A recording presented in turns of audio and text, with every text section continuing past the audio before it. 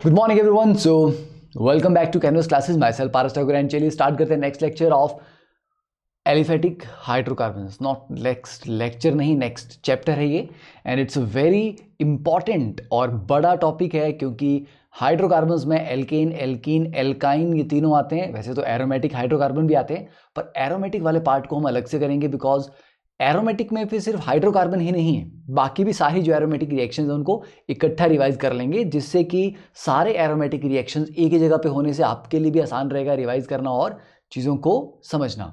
ठीक है, चलिए स्टार्ट करते हैं। बड़ा टॉपिक है, ध्यान से पढ़ना है और काफ़ी इंपॉर्टेंट इसमें रिएक्शंस, उनकी स्टीरियो केमिस्ट्री है ना, कौन सी चीज़ किस साइड से ऐड हो रही है, कैसे हो रही है, तो वो बड़ा इंपॉर्टेंट है। चलिए तो शुरू किया जाए। तो एलिफेटिक हाइड्रोकार्बन्स एंड बाकी आपको बताइए कि भाई अगर आप प्लान कर रहे हैं, मतलब पढ़ाई का तो प्लान कर ही रहे हैं, बट अपार्ट फ्रॉम दैट और जो भी फ्यूचर अनाउंसमेंट्स होंगी उसके लिए आप मेरे टेलीग्राम ग्रुप को ज्वाइन कर सकते हैं आप। ठीक है, कैनवस क्लासेस एक अकेला ऑफिशियल टेलीग्राम ग्रुप पे और दूसरा इंस्टाग्राम पे फॉलो कर सकते हैं पारस_ठाकुर पे।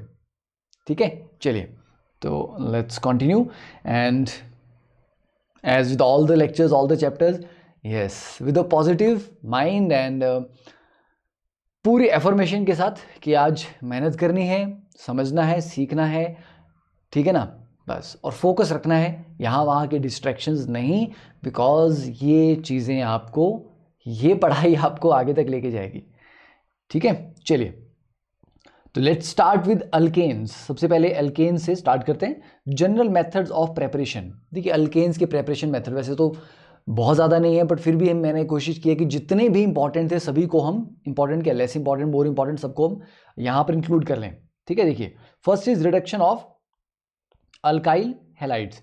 तो बेटा आपके अल्काइल हैलाइड है, रिडक्शन का मतलब क्या होता है, एक इलेक्ट्रोनेगेटिव एटम को हटा के उसकी जगह एक लेस इलेक्ट्रोनेगेटिव एटम लगा दो। जैसे हैलोजन को हटा के आपने हाइड्रोजन लगा दिया, तो RX को आपने RH में कन्वर्ट किया और ये एक रिडक्शन रिएक्शन है, तो रिड्यूसिंग एजेंट यूज करेंगे। तो कॉमनली यूज रिड्यूसिंग एजेंट्स क्या क्या होते हैं? जिंक आपको पता है कि अच्छा रिड्यूसिंग एजेंट है, क्योंकि जिंक आसानी से जिंक 2 पॉजिटिव बना के 2 इलेक्ट्रॉन्स हमें दे देता है। तो ये 2 इलेक्ट्रॉन्स जो आपको मिल गए आगे रिडक्शन का काम करेंगे। तो जिंक प्लस एसिड, अब वो एसिटिक एसिड भी हो सकता है जो काफ़ी रिएक्शन में आप देखते भी हैं, या डाइल्यूट HCl हो सकता है, इवन जिंक प्लस बेस भी होता है, zinc copper amalgam plus zinc copper alloy plus ethanol, H2 in the presence of metal catalyst, जैसे H2 in the presence of निकल, पैलेडियम, प्लेटिनम, है ना, जिसको आप कैटालिटिक हाइड्रोजनेशन बोलते हैं, वो हो गया। लिथियम एल्यूमिनियम हाइड्राइड, ये थोड़ा स्ट्रॉन्ग रिड्यूसिंग एजेंट है। NaBH4 सोडियम बोरोहाइड्राइड, ये थोड़ा माइल्ड है। PH3SNH, ये मॉडरेट है, मतलब बड़ा माइल्ड भी नहीं, बड़ा स्ट्रॉन्ग भी नहीं, ये दोनों के बीच में है। And red phosphorus plus HI, ये भी काफ़ी स्ट्रॉन्ग रिड्यूसिंग एजेंट है, ये अच्छों को रिड्यूस कर देता है। ठीक है, जिनको LAH नहीं कर पाता रिड्यूस, ये उनको भी कर देता है। तो देखिए जैसे 1 डिग्री, 2 डिग्री, 3 डिग्री, ये तीनों अल्काइल हैलाइड को ट्राइफिनाइल टिन हाइड्राइड से ट्रीट करेंगे अगर आप TPH से, ये तीनों को RH में रिड्यूस कर देगा। बट अगर आप LAH की बात करें, ये 1 डिग्री और 2 डिग्री को तो रिड्यूस कर देता है, क्योंकि देखिए 1 डिग्री, 2 डिग्री और 3 डिग्री में बच्चे सबसे ज़्यादा रिएक्टिविटी एक्चुअली 3 डिग्री की होती है। तो मतलब 3 डिग्री के साथ अगर आप एक माइल्ड रिड्यूसिंग एजेंट भी लोगे वो भी काम कर जाएगा, क्योंकि 3 डिग्री खुद ही रिएक्शन करने के लिए बहुत ज़्यादा उत्सुक है, विलिंग है, राइट। तो अगर रिएक्टिविटी देखें तो अलाइल और बेंजाइल ज़्यादा हैं, फिर उसके बाद 3 डिग्री, फिर 2 डिग्री, फिर 1 डिग्री। ओके, तो LAH क्योंकि बड़ा स्ट्रांग है तो वो 1 डिग्री को भी कर देता है। ठीक है, 1 डिग्री को कर लेगा, 2 डिग्री को कर लेगा रिड्यूस, बट 3 डिग्री के साथ वो कुछ और ही रिएक्शन करके उसको एल्कीन में कन्वर्ट कर देता है। मतलब वहां पर वो क्या कर रहा है, HX निकाल दे रहा है, डीहाइड्रोहेलोजिनेशन कर ले रहा है यहाँ पे वो। तो ये ध्यान रखना, अल्काइल हैलाइड अगर 3 डिग्री का होगा उसको आप LAH से ट्रीट करते हो तो एल्केन की जगह वो अल्कीन देता है एलिमिनेशन करवा के। और NaBH4 माइल्ड है, माइल्ड में ये बोलता है कि यार थोड़ा जो विलिंग है ना सामने वाला, तो मैं करा दूंगा रिएक्शन, नहीं तो नहीं।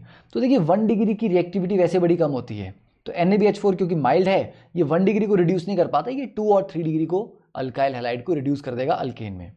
Okay, order of reactivity RI, क्योंकि वीक बॉन्ड है जल्दी टूटता है, फिर RBR और उससे स्लो RCl। ठीक है, तो ये ऑर्डर ऑफ रिएक्टिविटी पढ़ लेना कि किसकी रिडक्शन फास्ट होगी और किसके साथ। सेकेंड मेथड ऑफ प्रेपरेशन, देखिए नोट्स में आपको बहुत अच्छे से तसल्ली से टाइम लगा के बना के दे रहा हूँ ताकि आप लोगों का रिवीजन बहुत अच्छे से हो जाए इससे, ठीक है। तो इन्हीं नोट्स को पढ़ लेना, बाद में आपको एक्स्ट्रा बहुत ज़्यादा नोट्स बनाने की ज़रूरत नहीं पड़ेगी। देखिए, reduction of carboxylic acid, carbonyl compound and alcohol. अब आपको पता होना चाहिए कि कार्बोक्सिलिक एसिड को रिड्यूस करना उतना आसान नहीं होता, ठीक है।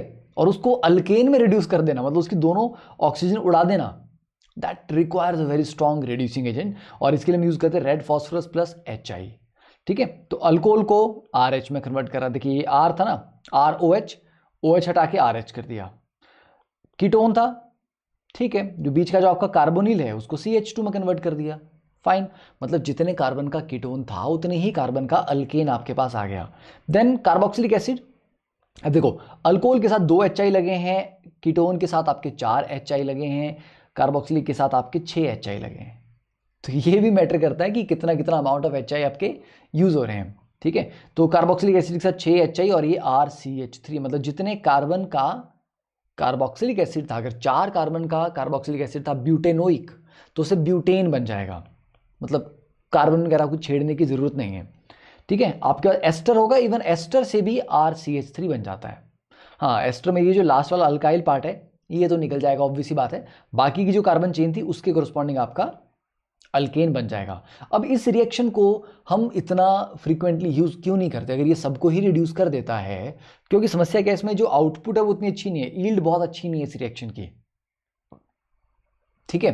इसलिए इसको मतलब काफ़ी कम जगह यूज़ किया जाता है, तो it's not a very popular choice for the reductions. और रिएक्टिविटी अल्कोहल के लिए अगर हम बात करें 3 degree greater than 2 degree greater than 1 degree. Okay, याद हो गया, सिंपल सा था, ज़्यादा कॉम्प्लिकेशन नहीं थी। Third, reduction of carbonyl compounds या कार्बोनिल ग्रुप्स टू अल्केन्स।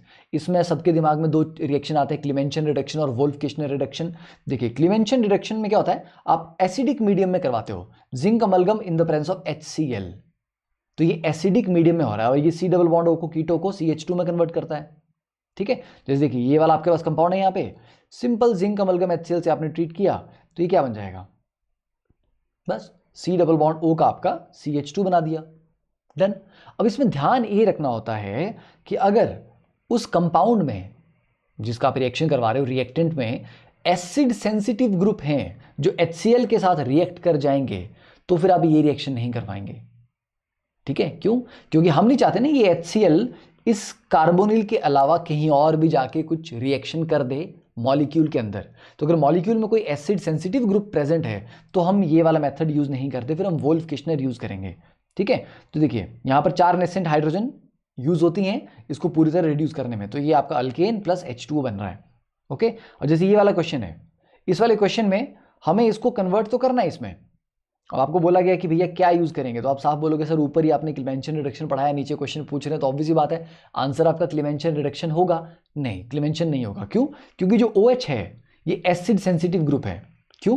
क्योंकि OH को अगर एसिडिक मीडियम मिल जाए तो ये भाई साहब OH2 पॉजिटिव है ना, प्रोटोन हिट करके OH2 पॉजिटिव बना देते हैं, वाटर निकल जाता है और यहाँ पे तो यहाँ से वाटर निकल जाएगा और यहाँ कार्बोकेटाइन आ जाएगा, फिर उस कार्बोकेटाइन के ऊपर हो सकता है ये क्लोराइड अटैक कर ले और यहाँ पर OH की जगह Cl लग जाए, या कार्बोकेटाइन के बाद बगल से H पॉजिटिव निकल के अल्कीन बन जाए, है ना। तो there are so many possibilities. तो इसलिए क्योंकि OH एक एसिड सेंसिटिव ग्रुप है, बड़े आसानी से रिएक्ट कर जाता है, हम इस कन्वर्जन के लिए क्लीमेंशन तो इस्तेमाल नहीं करेंगे। तो फिर क्या करेंगे हम, तो फिर हम यूज करेंगे वोल्फ-किश्नर रिडक्शन। वोल्फ-किश्नर रिडक्शन आपका बेसिक मीडियम में होता है। यहाँ पर आप हाइड्रोजन लेते हैं, that is NH2 single bond NH2, है ना, इसको लिखते हैं N2H4 in the presence of KOH। ये भी एक्जैक्टली सेम चीज करवाता है, पर इसमें जो बाई प्रोडक्ट्स हैं वो N2 प्लस H2O। तो याद रखना वोल्फ-किश्नर रिडक्शन में कौन सी गैस निकलती है, नाइट्रोजन गैस, ठीक है। और ये बेसिक मीडियम में हो रहा है, तो 2 मेथड हो गए, एक एसिडिक के लिए और एक बेसिक के लिए। Then fourth method is catalytic hydrogenation of alkenes and alkynes, इसको सेबेशियर-सैंडरसन रिएक्शन भी बोलते हैं, ओके। कैटालिटिक हाइड्रोजिनेशन में क्या है यार, एल्कीन में डबल बॉन्ड है ना, उसके क्रॉस H2 ऐड कर दो, एल्काइन में ट्रिपल बॉन्ड है उसके क्रॉस 2 H2 ऐड कर दो, तो हाइड्रोजन ऐड कर रहे हैं आप डबल और ट्रिपल बॉन्ड, मतलब पाई बॉन्ड के अक्रॉस। तो रीएजेंट आपका क्या होता है बच्चे, यहाँ पे hydrogen in the presence of निकल कर लो, प्लैटिनम कर लो, पैलेडियम कर दो। तो होता क्या है, ये जो आपके मेटल हैं, है ना, निकल, प्लैटिनम या पैलेडियम, इस मेटल के सरफेस पे हाइड्रोजन एडजॉर्ब हो जाती है। और फिर वो आगे जाके अटैक करती है, मतलब उसके फिर पड़ोस में कोई एल्कीन आएगी और ये जाके उस पर अटैक करके चिपक जाएगा। ठीक है, तो ये मेटल के सरफेस पे एडजॉर्ब होती है, तो this is called catalytic hydrogenation. ठीक है, जैसे ये CH2 डबल बॉन्ड CH2 है, आयरन एंड निकल भी यूज करते हैं। ठीक है, तो इसके साथ हीट कर दिया तो आपका अल्केन बन गया, या CH ट्रिपल बॉन्ड CH है इसके साथ कर दिया तो आपका ये अल्केन बन गया, सिंपल। तो इन दोनों में जो बेटा हाइड्रोजन ऐड हो रही है ना, चाहे एल्कीन की बात करो अल्काइन की बात करो, सेम साइड से हो रही है। मतलब ये कार्बन डबल बॉन्ड कार्बन है, ये हाइड्रोजन भी नीचे से आ रही है तो ये वाली भी नीचे से ही आएगी, तो दोनों हाइड्रोजन सेम साइड से आती हैं। ऐसा नहीं कि एक नीचे से हो रही है और एक ऊपर से आ रही है, एंटी एडिशन नहीं होती है। ठीक है, तो फाइनल प्रोडक्ट में दोनों हाइड्रोजन सेम साइड से ही आई होती हैं, that is called syn addition. Okay, and hydrogenation reactions are exothermic. क्यों? क्योंकि एल्कीन थोड़ा हायर होता है एनर्जी में, एल्केन लोअर होता है। तो आप एल्कीन से एल्केन में आएंगे तो एनर्जी लूज करेंगे। तो ये इस प्रोसेस में भी आपका एनर्जी रिलीज हो रहा है, इस प्रोसेस में भी एनर्जी रिलीज हो रहा है। तो हाइड्रोजनेशन में हम वीक पाई बॉन्ड को तोड़ के, क्योंकि यहां पर पाई बॉन्ड है, यहां पर भी पाई बॉन्ड है, वीक पाई बॉन्ड को तोड़ के स्ट्रॉन्गर सिग्मा बॉन्ड्स बना रहे हैं, इसलिए इसमें एनर्जी रिलीज होती है। तो दीज आर एक्सोथर्मिक रिएक्शंस। ठीक है, then stability of alkene is inversely proportional to delta H of hydrogenation. ये आपको पहले भी मैंने पढ़ाया हुआ है।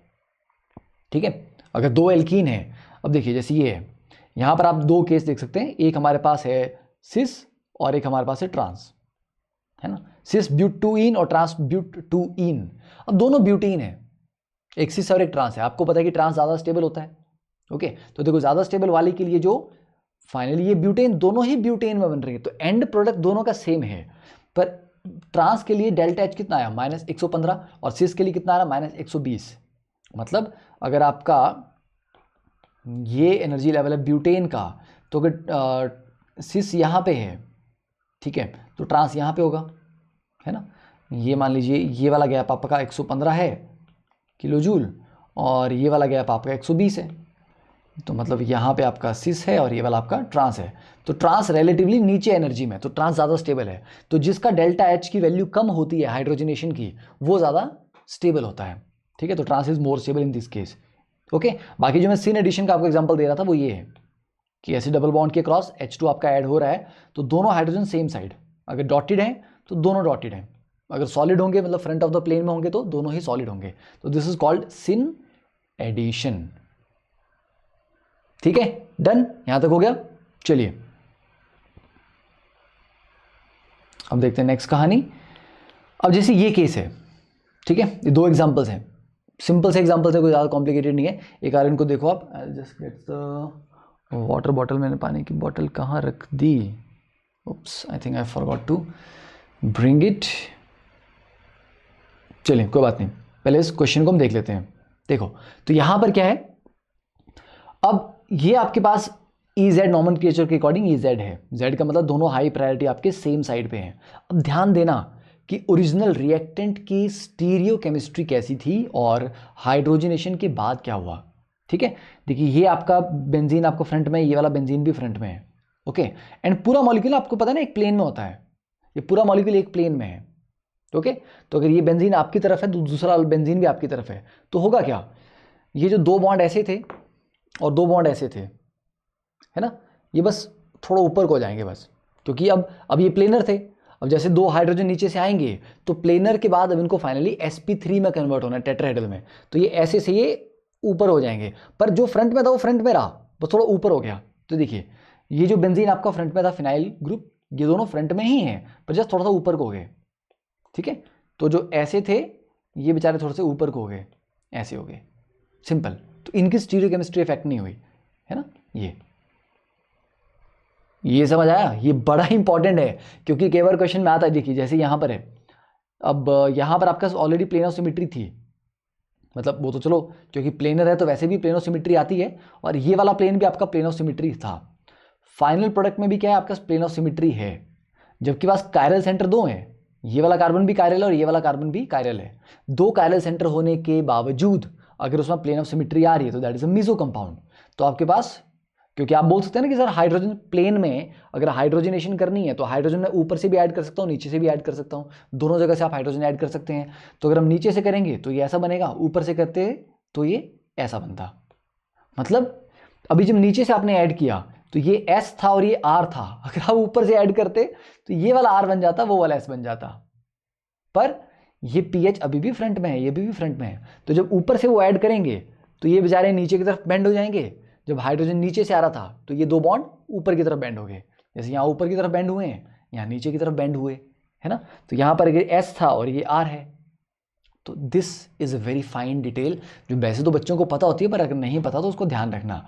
अब ये आपने इसका ई आइसोमर लिया, मतलब यहाँ पर जो दोनों बेंजीन है वो अपोजिट साइड में है, तो भी कोई बात नहीं, ये फ्रंट में है ये वाला बैक में है, तो वैसे रहेंगे, वो ये फ्रंट में रहेगा वो वाला बैक में रहेगा। बट अब जब आप देखेंगे, अब आपको फाइनल प्रोडक्ट में प्लेन ऑफ सिमिट्री नहीं मिलेगा। तो मतलब इसमें दो कायरल सेंटर हैं पर प्लेन ऑफ सिमिट्री नहीं है, तो मतलब ये भाई साहब कायरल है। ओके, अब जैसे हाइड्रोजन यहां पर नीचे से अटैक करके अटैच हुआ, ऊपर से भी तो आ सकता था, तो दो तरीके हो गए ना, एक बार नीचे से आ जाएगा, एक बार ऊपर से आ जाएगा। तो दोनों केस में जो प्रोडक्ट बनेंगे बेटा वो देखने में तो सिमिलर लगेंगे, पर एक्चुअली वो इनएंशियोमर्स हैं। ठीक है, ऊपर भी दो तरीके से ऐड हो रहा था, पर क्योंकि वो मीजो था तो फिर दोनों ही मीजो थे, तो बात खत्म हो गई कि वो एक आयरल हो गए और दोनों सेम ही चीज हो गई। बट यहां पर ये दोनों अलग अलग हैं, तो इस कंपाउंड में हाइड्रोजनेशन करके आपको एक चीज नहीं मिल रही है, दो प्रोडक्ट मिल रहे हैं, और वो क्या मिल रहे हैं, इनएंशियोमर्स। ठीक है, एंड क्योंकि जितना हाइड्रोजन नीचे से ऐड होगा उतना ही ऊपर से भी होगा, चांसेस तो बराबर होंगे ना यार। अगर 50% अटैक नीचे से हो रहे हैं तो 50% अटैक ऊपर से होंगे, तो मतलब ये रेसिमिक मिक्सचर बन जाएगा आपका। ठीक है, डेक्स्ट्रो लिवो दोनों ऑलमोस्ट बराबर प्रोपोर्शन में होंगे यहाँ पे, इसलिए यहाँ पर ये प्लस माइनस लिखा हो, दैट इज रेसिमिक मिक्सचर है, तो this was important. Then alkanes from Grignard reagent.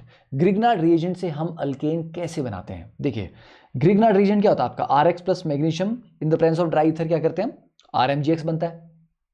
ठीक है, ये आपका ग्रिग्नार्ड रिएजेंट है बेटा। इस ग्रिग्नार्ड रिएजेंट में R और Mg के बीच में इलेक्ट्रोनेगेटिविटी का डिफरेंस है।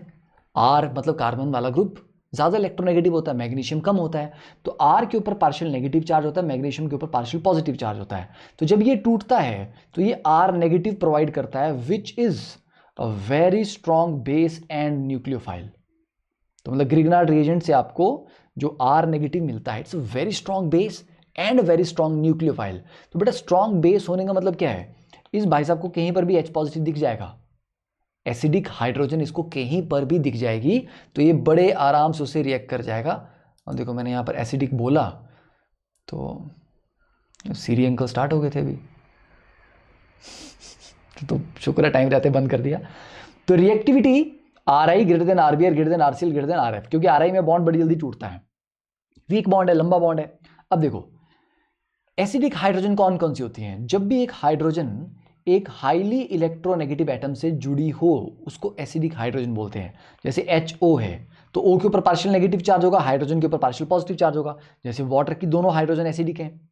अमोनिया में क्योंकि नाइट्रोजन से जुड़ा है तो एसिडिक है। कार्बोक्सिलिक एसिड की ऑब्वियसली बात है एसिडिक होती है ना, सेकेंड डिग्री अमीन है ना, R2NH यहाँ पर भी एसिडिक है। टर्मिनल अल्काइंस ये भी एसिडिक हाइड्रोजन रखती हैं अपने पास। तो ये जो RMgX में R नेगेटिव है, ये बोलता है बस मेरे को एसिडिक हाइड्रोजन चाहिए। ठीक है, तो इसने यहां से ये H उठा लिया तो क्या बनाया RH, RH का मतलब CH4। ठीक है, यहां से H उठा लिया, यहां से भी H उठाया, यहां पर भी CH4। ठीक है, यहां से भी, यहां पर भी CH4, यहां पर भी CH4, यहां पर भी CH4 और यहां पर भी CH4। ये सभी से एसिडिक हाइड्रोजन उठा के सिर्फ RH बना रहा है। तो देखो कोई फर्क नहीं पड़ा, चाहे पानी था, चाहे अल्कोहल था, चाहे अमोनिया था, चाहे कार्बोक्सिलिक था, चाहे 2 डिग्री अमीन थी या टर्मिनल एल्काइन था, सेम। बाकी बाई प्रोडक्ट क्या बनेगा, देखिए अब ये जो MgX है इसके साथ बाकी की चीज आ जाएगी, है ना। तो MgX OH, यहां पर MgX OR डैश, यहां पर MgX NH2, यहां पर MgX OCOR। ठीक है,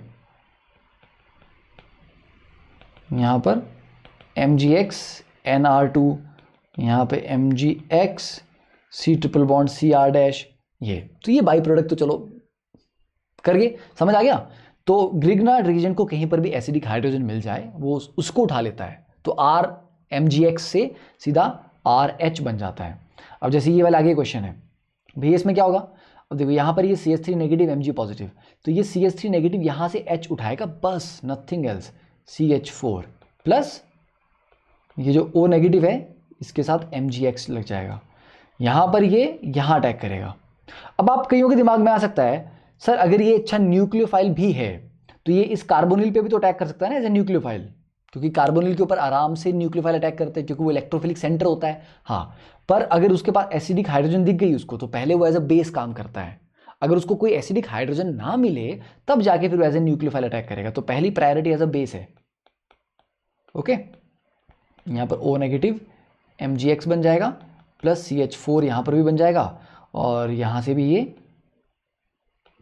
CO negative MgX Cl plus CH4। ठीक है, तो ये हो गया आपका कि ग्रिग्नार्ड रिएजेंट से आप अल्केन कैसे बना सकते हैं। Next is from hydrolysis of carbides. Carbide क्या होते हैं, कार्बन के साथ जो बाइनरी कंपाउंड बनते हैं, मतलब किसी कंपाउंड का, जैसे CH4 है तो ये कार्बन और हाइड्रोजन का है ना, ये तो ये कार्बन का एक तरह से हाइड्राइड है और हाइड्रोजन का कार्बाइड है। तो किसी एलिमेंट का जब कार्बन के साथ कंपाउंड बनता है, बाइनरी कंपाउंड बनता है, उसको कार्बाइड बोलते हैं। जैसे बेरिलियम का कार्बन के साथ बना तो बेरिलियम कार्बाइड, एल्यूमिनियम का कार्बन से बना तो एल्यूमिनियम कार्बाइड। और क्योंकि कार्बाइड्स में बेरिलियम और कार्बन में कार्बन इज मोर इलेक्ट्रोनेगेटिव, तो बेटा बेरिलियम पे नॉर्मली ऑक्सीडेशन स्टेट क्या होती है, बेरिलियम की 2 पॉजिटिव होती है, तो 2 बेरिलियम पे कितना हो जाएगा 4 पॉजिटिव, तो कार्बन के ऊपर कितना होना चाहिए 4 नेगेटिव। चार्ज नहीं बोल रहा हूं मैं, ऑक्सीडेशन स्टेट बोल रहा हूं, oxidation state and charge are different. तो कार्बन की ऑक्सीडेशन स्टेट क्या होगी यहाँ पे 4 नेगेटिव, तो 4 नेगेटिव को बैलेंस करने के लिए क्या चाहिए 4 पॉजिटिव, तो ये जब इसको पानी से रिएक्ट करते हैं तो ये 4 H पॉजिटिव उठा के CH4 बना देता है। ठीक है, तो बेरिलियम कार्बाइड के हाइड्रोलिसिस से CH4 बनता है, और जो OH नेगेटिव थे वो किसको सेटिस्फाई करेंगे, बेरिलियम 2 पॉजिटिव को, तो बेरिलियम हाइड्रोक्साइड बन जाएगा। सेम चीज Al4C3, एक एल्यूमिनियम पे कितना चार्ज 3 पॉजिटिव, 4 एल्यूमिनियम पे कितना 12 है ना, 12 पॉजिटिव चार्ज हो गया, तो मतलब C3 पे कितना हो जाएगा 12 नेगेटिव, राइट, ऐसा होगा क्या बताओ। Al4C3 में कितना चार्ज आएगा, एक एल्यूमिनियम पे तो 3 पॉजिटिव होता है तो 4 पे 12 आ जाएगा। ऐसे करेंगे इसको, ऐसे करेंगे नहीं, इसको ऐसे करेंगे, दिस इज व्हाट, ये Al4C3 में 3 यहाँ गया 4 यहाँ गया, ओके, तो आप इसको ऐसे लिख सकते हो, this is aluminium 3 positive plus C4 negative, ठीक है, sorry C3 4 negative, Al4 3 positive, ठीक है। इस तरह से अगर आप चार्ज को बैलेंस कर लें यहाँ पे तो C3 के ऊपर 4 नेगेटिव चार्ज हो जाएगा और Al4 पे एक सेकेंड रुको नहीं,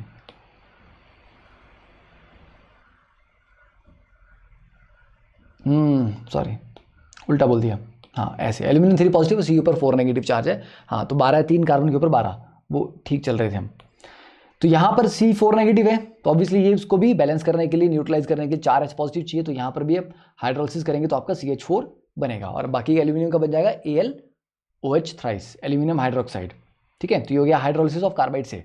तो ये जो कार्बाइड आपके मिथेन गैस जनरेट करते हैं इनको मिथेनाइड्स भी बोलते हैं, ओके। जो कार्बाइड्स आपके मिथेन जनरेट करते हैं हाइड्रोलिसिस पे उनको मिथेनाइड्स भी बोलते हैं। तो एल्यूमिनियम और बेरिलियम के कार्बाइड को मिथेनाइड बोलते हैं। ये आपका इनऑर्गेनिक का ज्ञान हो गया। Next is D carboxylation of carboxylic acid. इसको आप सोडा लाइम डी कार्बोक्सिलेशन पढ़ते हो, आपने 10th क्लास में भी पढ़ा हुआ है इसके बारे में। हम क्या करते हैं, कार्बोक्सिलिक एसिड को पहले उसके सॉल्ट में कन्वर्ट कर रहे हैं, जैसे कि सोडियम हाइड्रोक्साइड से ट्रीट किया तो sodium salt of carboxylic acid हो गया। फिर आगे कैल्शियम ऑक्साइड के साथ हीट करोगे तो ये CO2 उड़ जाता है। मतलब ओवरऑल कहानी ये है कि इस कार्बोक्सिलिक एसिड से ये CO2 उड़ गया तो क्या रहेगा RH, बस। तो कार्बोक्सिलिक एसिड से CO2 उड़ा देना है। जैसे ये वाला कार्बोक्सिलिक एसिड है, NaOH प्लस कैल्शियम ऑक्साइड के साथ हीट करेंगे तो क्या होगा, बस ये वाला CO2 उड़ जाएगा। तो ये 1 2 3 4 कार्बन का कार्बोक्सिलिक एसिड था तो एक कार्बन तो उड़ गया CO2 में, ठीक है, तो 3 कार्बन का अल्केन बन जाएगा, ठीक है, प्लस Na2CO3। अब यहां पर ये वाला CO2 उड़ जाएगा तो ये जस्ट साइक्लोहेक्सेन बचेगा प्लस Na2CO3। तो ये हो गया आपका सोडा लाइम डीकार्बोक्सिलेशन। अब आपको पता होना चाहिए कि बीटा कीटो एसिड या बीटा अनसैचुरेटेड एसिड बड़े आसानी से डीकार्बोक्सिलेट कर जाते हैं। बीटा अनसैचुरेटेड का मतलब क्या हुआ, ये आपका कार्बोक्सिलिक एसिड है, इसका बगल वाला कार्बन अल्फा, अगला वाला बीटा, ये अल्फा है और ये बीटा है। बीटा पे अगर कीटो ग्रुप हो और उसको स्लाइटली हीट करोगे आप, तो ये तो बड़ी आसानी से डीकार्बोक्सिलेट कर जाता है, मतलब बड़ी आसानी से अपना कार्बन डाइऑक्साइड रिलीज कर देता है। ओके, यहां पर आपको NaOH कैल्शियम ऑक्साइड लेने की जरूरत नहीं है। क्यों? क्योंकि एक साइक्लिक इंटरमीडिएट के थ्रू होके रिएक्शन प्रोसीड करता है और इसीलिए बड़ी जल्दी से डीकार्बोक्सिलेट कर जाता है। तो जरूरी नहीं है कि बीटा पे कीटो ही होना चाहिए, बीटा पे कोई अनसैचुरेशन है, मतलब बीटा पे कोई डबल बॉन्ड है। अब चाहे वो कार्बन डबल बॉन्ड O हो, कार्बन डबल बॉन्ड कार्बन हो, कार्बन डबल बॉन्ड नाइट्रोजन हो, चलेगा। उन सब केसेस में भी आपका डीकार्बोक्सिलेशन आसानी से हो जाती है। तो ये चीज़ याद रखना, काफ़ी सिंपल कॉमन कॉन्सेप्ट अब तो ये। देन कोल्ब्स इलेक्ट्रोलिटिक मेथड, देखिए कोल्ब इलेक्ट्रोलिटिक मेथड से आपका एल्केन, एल्कीन, एल्काइन वैसे तीनों बनाते हैं।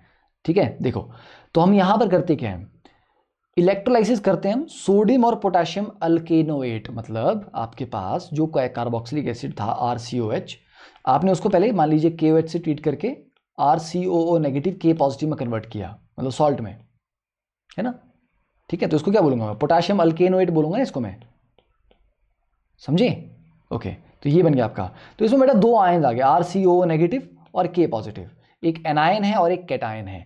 एनायन के पास एक्स्ट्रा इलेक्ट्रॉन्स होते हैं तो उसको तो लूज करने हैं, तो वो तो जाके ऑक्सीडेशन करेगा, तो एनायन की तो होगी ऑक्सीडेशन एनोड पे, और जो K पॉजिटिव कैटायन है वो कैथोड पे जाके कैथोड पे जाएगा रिडक्शन के लिए, उस बेचारे को इलेक्ट्रॉन्स चाहिए न्यूट्रलाइज होने के लिए। तो हमें K पॉजिटिव क्या कर रहा है उससे मतलब नहीं है। तो जब आप सॉल्ट बनाते हैं कार्बोक्सिलिक एसिड का, उसको इलेक्ट्रोलाइज करते हैं, तो एनोड पे आपका गैस रिलीज होती है। कैसे, देखिए अब इसका मैकेनिज्म देख लेते हैं। तो हमारे पास जो था CH3COO नेगेटिव, ठीक है बेटा। O नेगेटिव का मतलब क्या होता है, O नेगेटिव का मतलब होता है उसके पास एक्स्ट्रा इलेक्ट्रॉन्स हैं। तो हमने दो CH3CO नेगेटिव लिए, और क्योंकि एनोड पे ऑक्सीडेशन होगी तो जो एक्स्ट्रा इलेक्ट्रॉन्स है उसको छोड़ने पड़ेंगे, तो वो 2 इलेक्ट्रॉन छोड़ देगा, क्योंकि 2 मॉलिक्यूल लिए थे तो 2 इलेक्ट्रॉन छोड़वा रहे हैं हम दोनों से, तो 2 CH3COO। अब नेगेटिव चार्ज नहीं बचा, तो नॉर्मली ऑक्सीजन के पास कितने इलेक्ट्रॉन होते हैं, 6 है ना। यहाँ पर कितने थे, 1 2 3 4 5 6 7, 7 थे यहाँ पे, 6 से एक ज़्यादा थे तभी तो एक नेगेटिव चार्ज था, तो एक नेगेटिव चार्ज छोड़ दिया, तो अब कितने हो जाएंगे उसके पास, 6 इलेक्ट्रॉन बचेंगे। तो 1 2 3 4 5 6, ये जो 6 वाला आपका ऑड इलेक्ट्रॉन है ना, इसको ध्यान में रखना। बाकी के जो पेयर है ना उनको मैं फिर उड़ा देता हूँ।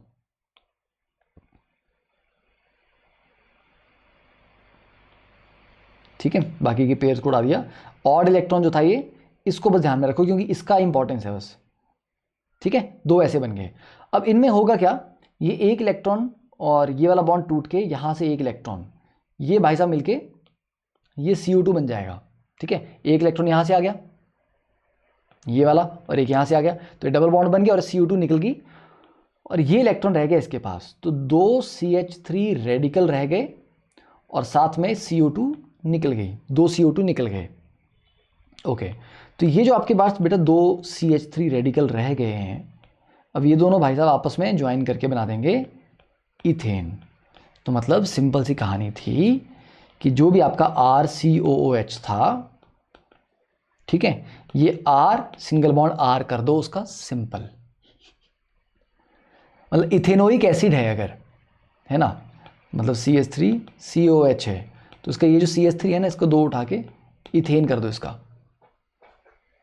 ओके, समझ आया बस, तो ये करना है। तो ये आपका एनोड पे रिलीज हो रहा है, तो ये गैस आपकी एनोड पे हो रही है। बाकी कैथोड पे क्या हो रहा है उसकी चिंता मत करो, वो आप इलेक्ट्रोकेमिस्ट्री में पढ़ ही लेंगे कि K पॉजिटिव पानी में जाएगा तो K पॉजिटिव की रिडक्शन नहीं होगी, क्योंकि K पॉजिटिव से ज़्यादा रिडक्शन पोटेंशियल आपके पानी का है, या Na पॉजिटिव जाएगा तो Na पॉजिटिव रिड्यूस नहीं होगा, उससे ज़्यादा रिडक्शन पोटेंशियल पानी का है, तो पानी की रिडक्शन हो जाएगी वहाँ पे, वहाँ H2 निकल जाएगा, और साथ में अगर K पॉजिटिव थे तो KOH बन जाएगा, या Na पॉजिटिव आयन थे तो NaOH बन जाएगा।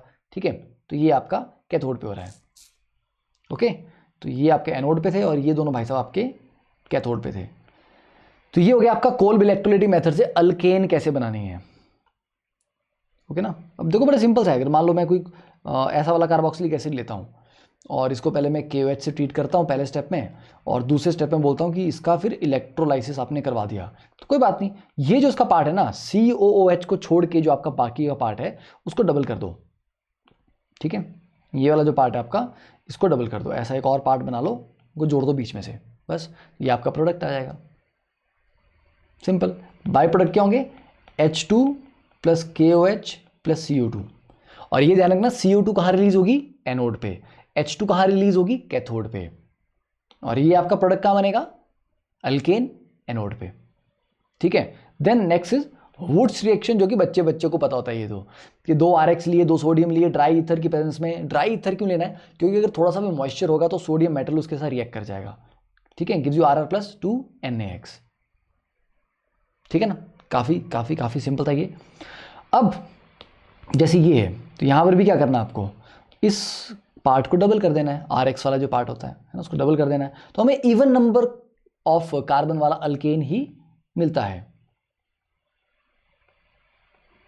ठीक है, तो होता क्या है, आप ऐसा, इसके 2 तरीके, 2 मैकेनिज्म बोले जाते हैं, एक रिडॉक्स, एक आपका क्या बोल रहा हूँ, रिडॉक्स रेडिकल मैकेनिज्म, और एक एनायनिक मैकेनिज्म है। रेडिकल तो सिंपल बोलता है कि ये जो Br है, ये भाई साहब निकल जाएंगे Na के साथ, NaBr बन के, और जो एक इलेक्ट्रॉन है वो इसके ऊपर रह जाएगा, और ऐसे 2 रेडिकल्स होंगे, वापस में चिपक के एक कंपाउंड बना देंगे।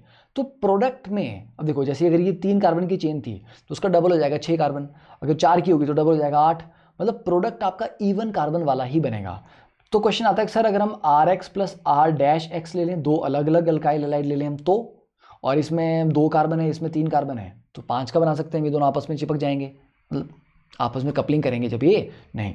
तो अगर हम RX और R-X का वुड्स रिएक्शन करवाते हैं तो एक बार तो RR बन जाएगा इसके 2 मॉलिक्यूल से, एक बार R' बन जाएगा इन दोनों के मॉलिक्यूल से, और एक बार R बन जाएगा, तो आपको मिक्सचर ऑफ प्रोडक्ट मिलेगा।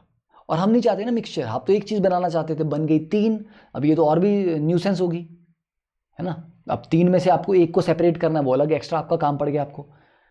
अब ये वाला क्वेश्चन IIT में आया हुआ है, प्यारा क्वेश्चन है। यहाँ पर क्या है, 2 सोडियम आपको लिए हुए, तो क्या होगा, ये Cl रेडिकल बन के निकल जाएगा सोडियम के साथ, और ये Br भी रेडिकल बन के निकल जाएगा सोडियम के साथ।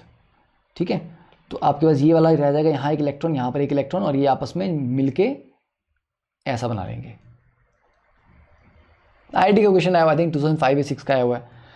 If zinc is use in the place of sodium, तो जैसे यहाँ पर आप सोडियम यूज कर रहे हैं वुड्स रिएक्शन में, अगर आप उसकी जगह पर जिंक यूज करते तो आपको 2 सोडियम की जगह सिर्फ एक ही जिंक लेना है, क्योंकि जिंक ZnX2 बना देता है अकेला, है ना। 2X निकालने के लिए आपको 2 सोडियम चाहिए, पर 2X निकालने के लिए आपको एक ही जिंक चाहिए।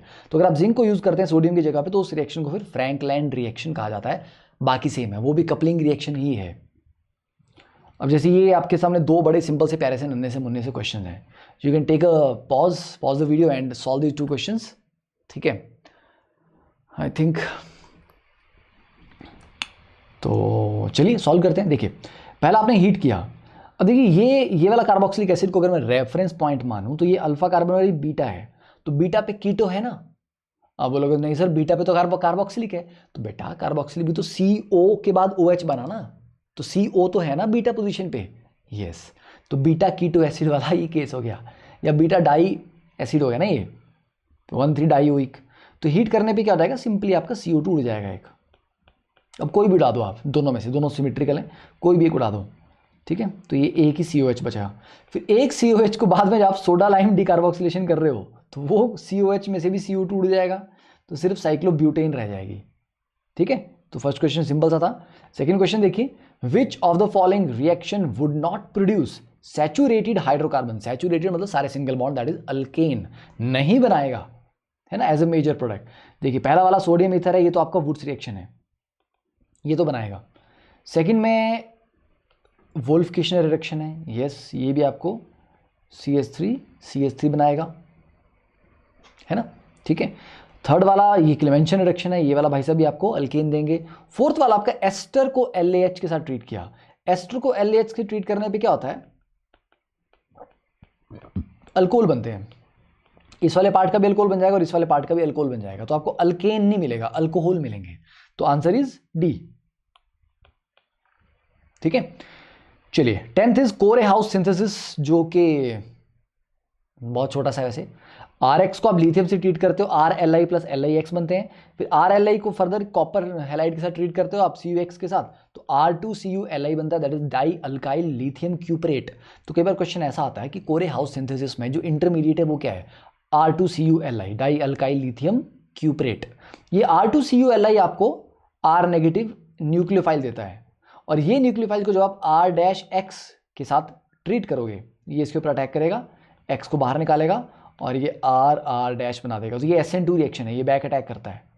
ठीक है, तो मतलब जो ओरिजिनली आपने RX लिया था उसका R ले लो, और लास्ट में जो आप ये R-X ले रहे हो इसका R- ले लो, दोनों को चिपका लो, that is your end product. तो इतना सिंपल है। वैसे ही है, बच्चे फालतू में ऐसे परेशान रहते हैं कि सर क्या बनता है। तो स्टार्टिंग का अल्काइल हैलाइड और लास्ट का अल्काइल हैलाइड का, दोनों का अल्काइल ग्रुप को चिपका लो, that is your end product. Okay, तो ये आपके 10 प्रेपरेशन रिएक्शंस हो गए। अब नेक्स्ट देखिए, ये 2 क्वेश्चन हैं, वैसे तो बहुत सिंपल से क्वेश्चन है ये। अभी कितने मिनट हो गए? 35 मिनट्स हो गए। चलो आप ये 2 क्वेश्चंस जल्दी से कर लो, इसको पॉज करके फिर देख लेते हैं क्या होगा इसमें। देखिए पहले वाले में KOH के साथ ट्रीट किया आपने, तो ऑब्वियसली इसका सॉल्ट बनेगा CO नेगेटिव K पॉजिटिव। फिर इलेक्ट्रोलाइसिस करोगे तो मैंने क्या कहा था, ये COH को हटाओ और बाकी के ग्रुप को डबल कर दो, बाकी की जो चेन है ना उसको डबल कर दो, ये बन जाएगा। सेकंड वाले में क्या है, ये एल्कीन बनाने वाला केस है। देखो सेकंड वाले में यहाँ पर आपका CH2COO नेगेटिव, फिर CH2COO नेगेटिव, ये जब आपका एनोड पे जाएगा, ठीक है, तो CO2 उड़ जाएंगी आपकी, 2 CO2 उड़ गए, 2 CO2 उड़ने का बेटा ये ऐसा रह जाएगा। ठीक है, और ये जो 2 इलेक्ट्रॉन्स है ये बोलेंगे चलो भैया आपस में मिलकर हम एक बॉन्ड बना देते हैं, तो अब ये डबल बॉन्ड। तो एल्कीन अगर आपको बनानी है कोल्ब इलेक्ट्रोलाइसिस से, तो मोनोकार्बोक्सिलिक एसिड नहीं होना चाहिए, 2 COH ग्रुप होने चाहिए उसमें, 2। ओके, ताकि यहां से एक CO2 उड़ेगा, यहां से CO2 उड़ेगा, एक रेडिकल यहां बचेगा, एक यहां बचेगा, और दोनों मिलकर आपस में पाई बॉन्ड बना देंगे। ठीक है, और एल्काइन बनानी हो तो सर, अगर एल्काइन बनानी हो इसी तरीके से हमने, तो क्या होगा, तो फिर कुछ इस तरह का आपके पास होना चाहिए, ऑलरेडी एक डबल बॉन्ड होना चाहिए। ठीक है, तो ये CO negative K positive, double bond already था, CO नेगेटिव K पॉजिटिव, और इस भाई साहब को आगे एनोड पे आप लेके जाएंगे, तो ये 2 CO2 उड़ जाएंगी, ये और ये CH radical, double bond CH radical, और ये दोनों मिलके CH ट्रिपल बॉन्ड CH बना देंगे। तो एल्काइन में फिर ऐसा होना चाहिए, ऑलरेडी एक डबल बॉन्ड एग्जिस्ट करना चाहिए, फिर आप एक ट्रिपल बॉन्ड बना सकते हो। तो कोल्ब इलेक्ट्रोलाइटिक प्रोसेस हम तीनों चीजें बना सकते हैं, alkane, alkene, alkyne. Next is physical properties. देखिए एल्केन्स में क्योंकि कोई पोलैरिटी नहीं है ना, तो कोई strong dipole dipole hydrogen bonding इस तरह का कुछ हो नहीं सकता, तो इसलिए उनका low boiling point, melting point होता है compare to other polar compound of comparable mass. जैसे कि देखिए इन दोनों का मॉलिक्यूलर वेट कंपेरेबल है, ठीक है, CH3 CHO और प्रोपेन का, पर प्रोपेन का बॉइलिंग पॉइंट कितना है -42, और इसका बॉइलिंग पॉइंट कितना है +21। इसका मेल्टिंग पॉइंट -190 डिग्री सेल्सियस, इसका -121 है, क्योंकि यहां पर अल्केन में सिर्फ वॉन डेर वाल फोर्स है, weak van der Waals force, जिसको आप डिस्पर्जन फोर्स या लंडन फोर्सेस बोलते हैं। और यहां पर आपका कार्बोनिल में क्या है, डाइपोल डाइपोल फोर्सेस भी हैं। ठीक है, अब जैसे सरफेस एरिया बढ़ता जाएगा तो वॉन डेर वाल फोर्सेस बढ़ेंगी और मेल्टिंग पॉइंट, बॉइलिंग पॉइंट बढ़ेंगे, है ना। और अगर आप ब्रांचेस करते जाओगे तो ब्रांचेस से क्या है, सरफेस एरिया कम हो जाता है, कॉम्पैक्ट हो जाती है चीज़, तो फिर से बॉइलिंग पॉइंट, मेल्टिंग पॉइंट आपके, सॉरी बॉइलिंग पॉइंट घटता है, मेल्टिंग पॉइंट तो सिमेट्री पे, पैकिंग पे भी डिपेंड करता है। तो बॉइलिंग पॉइंट और मेल्टिंग पॉइंट बढ़ते हैं जैसे कि आपकी कार्बन चेन बड़ी होती जाएगी। जैसे 4 कार्बन का है तो इसका 0 डिग्री सेल्सियस है, ये आपका 6 कार्बन का है तो उसका 69 डिग्री सेल्सियस है। कार्बन बढ़ेंगे तो भैया वेट बढ़ेगा, सरफेस एरिया बढ़ेगा, तो वॉन डेर वाल फोर्सेस बढ़ेंगी। ठीक है, then boiling point of some isomers decreases with branching. Branching में मैंने कहा आपको सरफेस एरिया कम हो जाता है। जैसे देखिए ये आपका स्ट्रेट चेन था 5 कार्बन का, 36 है, ये 5 ही कार्बन है पर ये ब्रांच हो गई तो ये 30 पे आ गया, और ये टोटल ब्रांचिंग होगी, ये 10 डिग्री पे आ गया। कार्बन उतना ही है, हाइड्रोजन भी उतना ही है, सरफेस एरिया कम हो गया। मेल्टिंग पॉइंट उतना ज़्यादा सरफेस एरिया पे डिपेंड नहीं करता, इतना सिमिट्री पे डिपेंड करता है, क्योंकि मेल्ट किसको करते हैं आप, सॉलिड को। तो सॉलिड अगर बहुत स्ट्रांगली, अच्छे से, टाइटली पैक्ड है तो उसको मेल्ट करना मुश्किल है, क्योंकि अच्छी पैकिंग है मॉलिक्यूल्स के बीच में, उनको दूर ले जाना मुश्किल होगा। तो सिमिट्री जितनी ज़्यादा होगी उसका मेल्टिंग पॉइंट ज़्यादा होता है। इसका देखिए -17 है, इसका -160 है, क्योंकि इसमें सिमिट्री काफ़ी है, ब्रांचिंग की वजह से सिमिट्री आ गई, तो सिमिट्री की वजह से इसको पैक करना ना, कॉम्पैक्ट हो गया है, अच्छे से पैक हो जाएगा ये। Alkanes are soluble in organic compound, क्योंकि अल्केन पानी में तो डिजॉल्व नहीं होंगे, नॉन पोलर होते हैं, है ना, insoluble in water. Next is chemical properties of alkanes, तो इसको नेक्स्ट लेक्चर में करते हैं, क्योंकि केमिकल प्रॉपर्टीज में काफ़ी कुछ आने वाला है, तो ये करीब 1 घंटे का लेक्चर होगा ये, और ये चैप्टर बड़ा है तो उसमें काफ़ी थ्योरी जाने वाली है। ठीक है, चलिए, तो सी इन द नेक्स्ट क्लास, तब तक के लिए keep sharing and I hope आपको अच्छा लगा लेक्चर। तो भैया कैनवस क्लासेस के बारे में बताते रहिए अपने जूनियर्स को, फ्रेंड्स को, बिकॉज और भी बहुत सारे कोर्सेज अब आने वाले हैं, ठीक है। And you guys are the brand ambassadors, भूलना नहीं इस बारे में। चलिए बाय।